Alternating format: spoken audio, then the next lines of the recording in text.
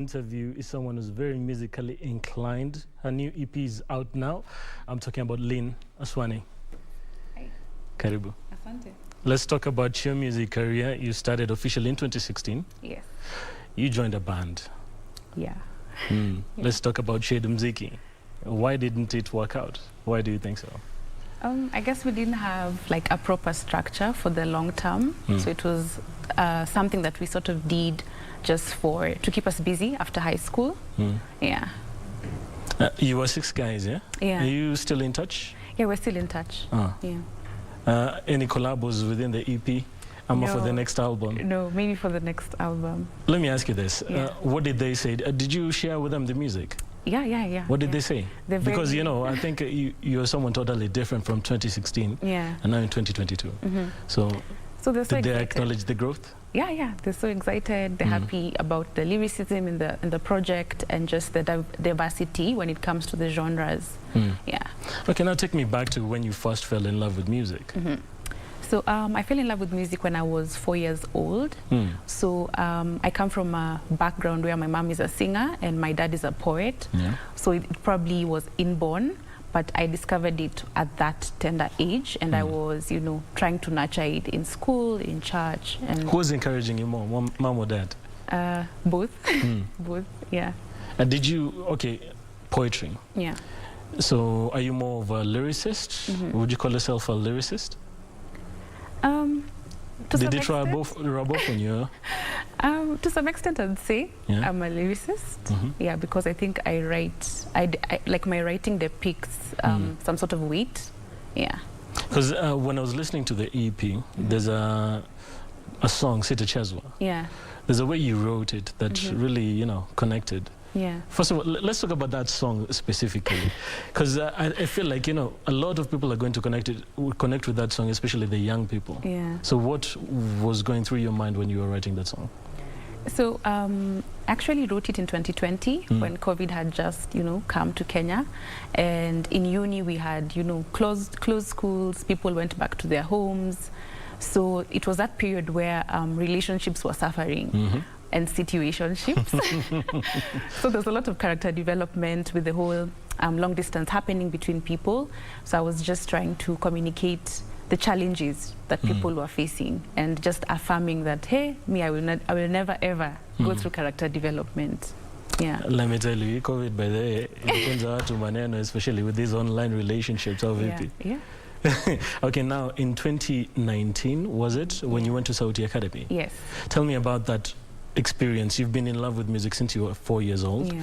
You know, your dad is a poet, your mom is a singer, but then there's this new dimension of music where you have to do something, you know, in a structured manner. Yeah. So how was that experience, being taught music? It was difficult because I'm not the person who likes following structure. No, so, creative is. Yeah. So especially with my songwriting classes, it was a challenge because now it's like, why do I have to follow the norm? Yet my creativity is telling me to do something a bit different. But I really enjoyed the experience because I got to learn, and just being surrounded by other artists, it sort of brings out those creative juices that you didn't think were there. Yeah. That's quite tricky because ukiangalia producer kama Timbaland and Pharrell, you know, the top tier producers, they come and tell you, be as creative as you want to be. Don't do something that's already on the radio. But then the songwriter, the song teacher is telling you, follow structure. A, B, C, D. Yeah. Did you find a conflict there? At first, yes. But I guess when my tutor understood me, it wasn't a problem because he was like, oh, it works, so just do what works for you, because he was really supportive in terms of me tapping into my creativity after he understood how I like doing my things. Yeah. Clearly you have no jitters because there was also an event that it was actually your first event. Let's talk about that at the Michael Joseph Center. Yes. An hour set, you know. For instance, if I ask an artist like Triomio, I know his first set was like 5 minutes with his first song. You had your own event. Yeah. It had a name. Yes, Sunrise with Aswani. Sunrise with Aswani. Yeah. Let's talk about that. What went through your mind as you were, you know, preparing, not even during the event? So as I was preparing, I wanted to showcase my art because in the past I was used to like doing covers. So I wanted to introduce my audience to like now my songs in a live band type of setting. Yeah. How did it go? It went really, really well, really, really successful. Like, it blew my mind to see the kind of support and the numbers that we had during that event, considering I'm new to the game. This is in 2020? Yes, 2020. Is it right before COVID? Yeah, we were those people who, you know, before the announcement was made, we were those people, like that Friday, we had the event, then COVID came to Kenya like the next week. Yeah. At least ukaweza kupenya hapo. Yeah. So what was the reception like, you know, with the new fans? It was really, really, really great to a point that I would even walk on the road and some people would be like, I was in your event. It was so good. I loved the live music type of feel, and it was just amazing seeing even kids come with their folks and they blend well with my music. It was just amazing, and also seeing even an older generation showing up for that was really amazing. It's interesting that you mentioned generation, because there's always this conversation about content with young people. Yeah. And, you know, the other demographic are saying new music, especially in Kenya, is just, you know, directed to the youth. Do you agree? No. I just think people are not tapping into, you know, the music that is out there, because the diversity is there. It is there. Yeah. Then how come, you know, they're not branching through? I've always wondered that. And as a creative yourself and a singer-songwriter, you're the best person to answer that. Maybe it's about positioning, matters about positioning. I'm not too sure. But I feel people should be open-minded when it comes to reception of music, and just try to understand like the creativity side of it without coming in with like sort of a bias or stereotype that this music is not gonna work for me. Yeah. Now let's talk about mom and dad. Yeah. Did they listen to the EP? Yes. Yeah. What did they say? They're happy about it. Yeah. Any mixed feelings about, you know, because there's a mixture of secular and interestingly enough, there's also a song about an airplane. Yeah. Yes. Yeah.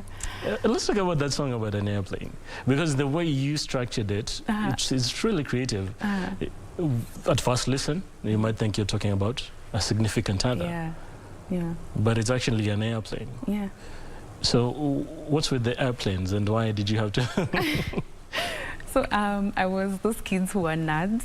So in my science class in primary, I was so excited when we were learning about clouds. So when I got to Sauti Academy and we were given a task, one of my first tasks actually in my songwriting class, to write a song, I was just like, you know what, let me express this love I have for clouds and aeroplanes, and that's how that song came to be. Do people connect the dots when they listen? No. I have to give them like some background, you know. Yeah. To what the song is actually about. Yeah. Have you done the same things with the rest of the tracks on the EP? Not really. Not really. Yeah. I feel like there's a different answer there. No, I don't think there's any that is sort of talking about an object, like how Akutanda came out. Yeah. It's so interesting to see the creative process of talking about one thing, but, you know, referring to another. Is that your dad's side coming through? Probably. With the poetry? Yeah, probably. Yeah. Yeah. Okay, there was Sauti Academy. What about him? What were the pointers he gave you in terms of songwriting and structures? I don't think he gave me pointers as far as I can remember, but he was always just supportive, like, you know, do what works best for you. Yeah. What about mom? Any advice in terms, you know, from a singer's perspective? Yeah. Sometimes, you know, she tells me, do your voice like this. This would work better like this. Yeah. Then it just helps. Yeah. It's very interesting because Babu Ukiangala, a lot of the singers that we have are not actually singers. Oh. Do you agree? Hey, you're putting me on the spot. I'd say maybe 95% are singers. The 5... 95. I think you're being a bit too generous. Okay, what do you think? What I think is there's a lot of people who have a lot of talent, and like you said, are not coming through. Okay. Okay. But now in terms of singing capability, do you feel like people should go through that process that you went to in 2019 when you went to Sauti Academy? Do you feel like that's important for an artist? Yeah, it is. I think it's important. It sort of grounds you and puts you in a position to even find your own sound. Because you might be in a space where you think you found your sound, but when you start delving deeper into your creativity, you realize this is actually not my sound, this is not how I want to write, or even maybe you come to figure that singing is not actually for you. Maybe you should be an instrumentalist or a producer, something like that. Yeah. You're still in denial. Okay, now let's do this. USIU, International Relations. Yeah. Background, a minor in French, yeah? Yeah, in the minor in French. Can you teach me some French? I don't know French. Bonjour is a greeting. Everyone knows bonjour. Yeah. Then, okay, let me go to the corporate side, how we tell people, I hope you're doing well. So you'll say, j'espère que vous allez bien. J'espère que vous allez bien. Okay. I lost you. You lost me somewhere there. And now, international relations, you went and studied and graduated. Yeah. Are you pursuing anything related to what you studied? Or is it music full-time now? No, I'm not pursuing what I studied, but I'm also in corporate, so I have a 9-to-5 in the agency side, so digital marketing and client management. Yeah. So something creative. Yeah. So, if I may say, or if I may ask, do you feel like, that degree was more for wazazi more than for you? No, I wouldn't say that. Because when I began the degree, I actually wanted to get into international relations, probably with the wrong notion, because I wanted to travel the world. Then you start doing the studies and you realize, hey, there's a lot of history, and me with no history of, no background of history, it was a struggle. Yeah. Let me ask you this then. Yeah. If you weren't doing music, or if you weren't, into creative things, what would you be doing? I'd probably be a surgeon. A surgeon? Yeah. What type? A heart surgeon. Wow. Why? I love the the anatomy and everything about how the heart functions. So I think it would be a very interesting field. I feel like you're still, being poetic even though you're talking about surgery. Oh. I think it's just beautiful. Just look at the heart, the veins, the arteries. It's such a beautiful organ. Wow. Yeah. Interesting. Yeah. Okay, now there's a lot of upcoming singers and songwriters who are, coming up. Yeah. They just cleared. Maybe wametoka St. Juma lilikuwa? Maybe. Maybe. Yeah. So what advice would you give them in terms of navigating this industry, especially as a female artist? So what I'd tell them is to stand their ground. Make sure when you're dealing with people, you have contracts that, give a framework of how you're supposed to work with those people.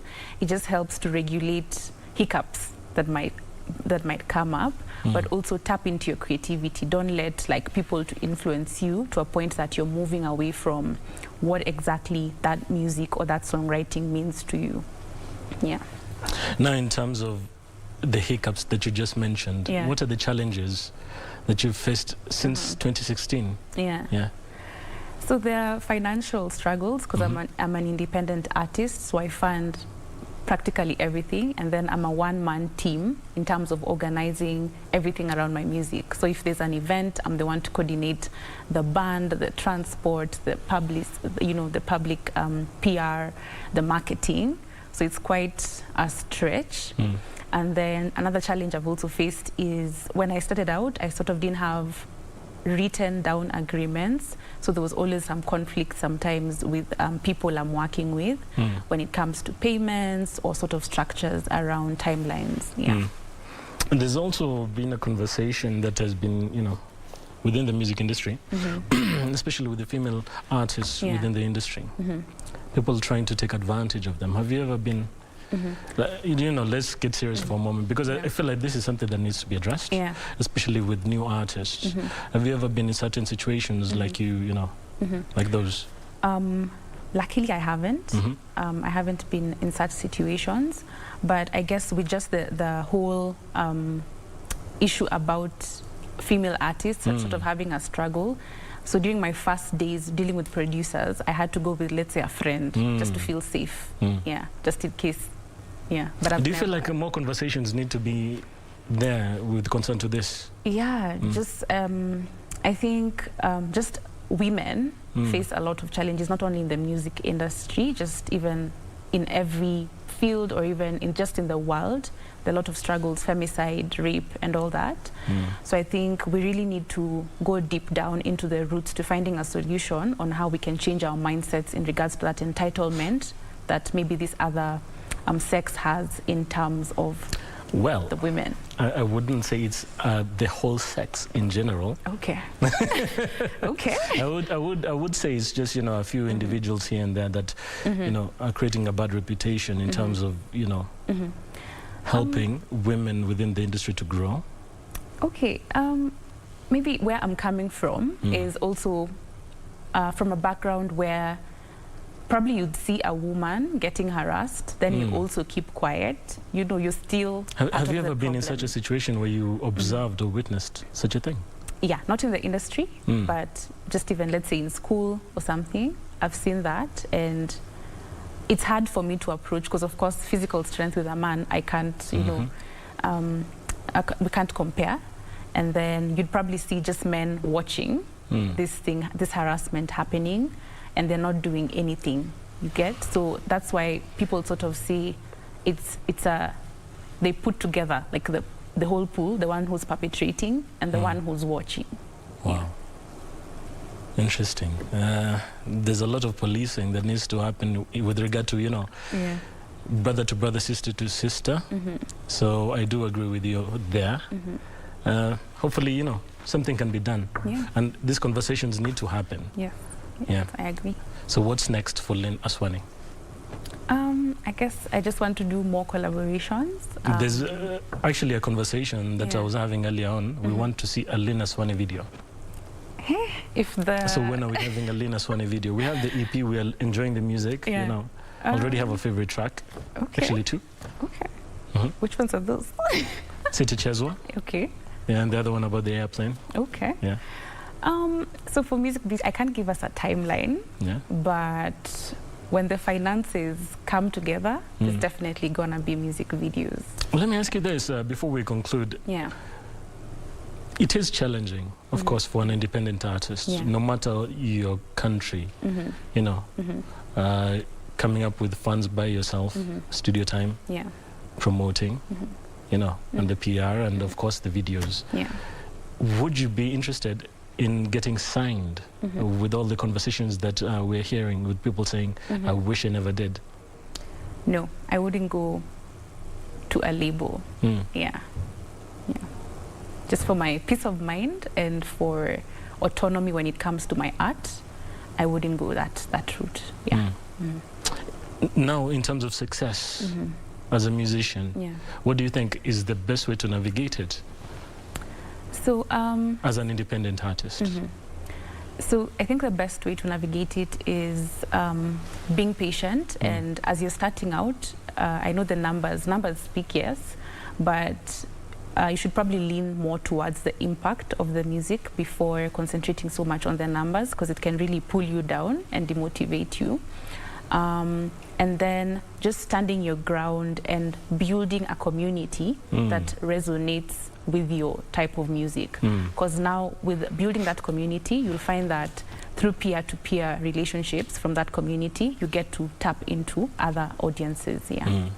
There's something I would like us to conclude with. I was doing that same research, and I read that you're supposed to start with 1,000 real fans, not just, you know, Facebook likes. Because numbers do lie. You know, there are people with bot numbers, you get. So 1,000 real fans, equals a successful music career. Do you have a plan for that? Yeah. Yeah. I sort of try to be very, very close to those people who actually call themselves fans to my music, and just trying to understand them and communicating with them frequently. So it's sort of build that relationship, because I feel like I'm relatable. I'm there with them. I'm you are relatable. You're quite nice to talk to as well.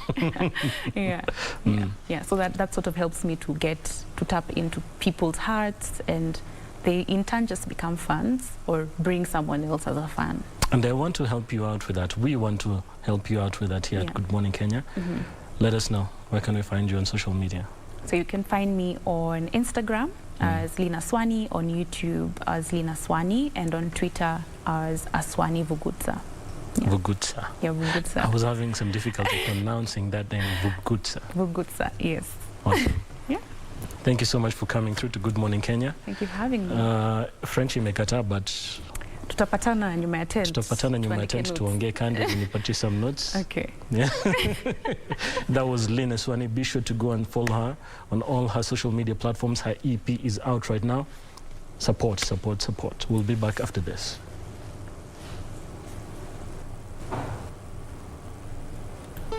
Okay.